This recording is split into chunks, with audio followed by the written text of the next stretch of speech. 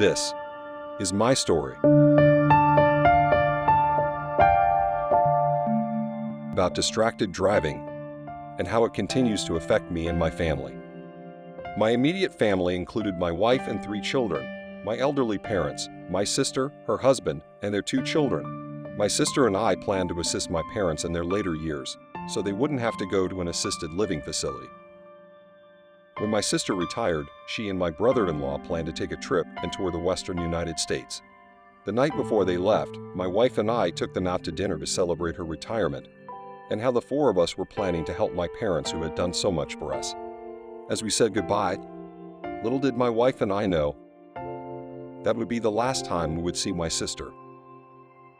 2 weeks later, while on a business trip, I received a phone call from my wife. She said my sister and brother-in-law were involved in an auto accident. My sister was killed instantly. I immediately flew back home to comfort my parents. I walked into their house and saw 2 people whose hearts had been torn out.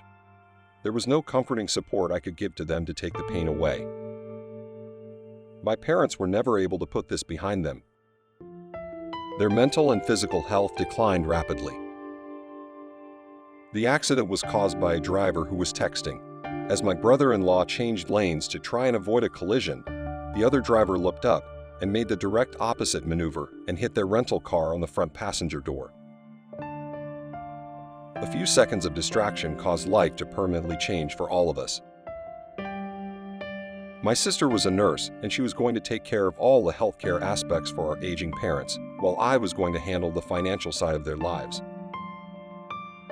My wife and I tried to take care of everything.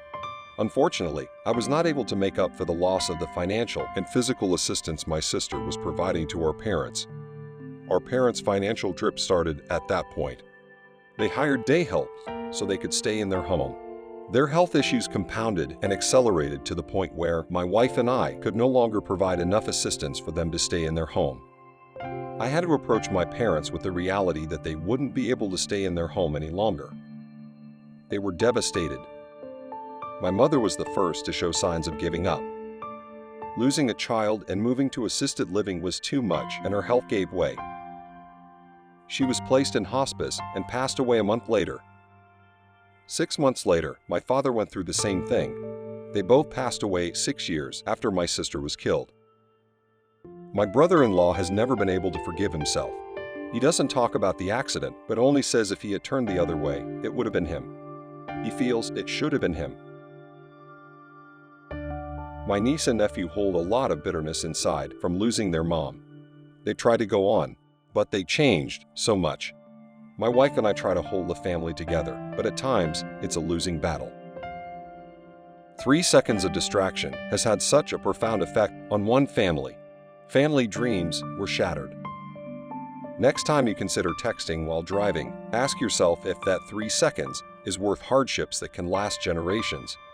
My family can honestly say it was a wonderful life that we should have had.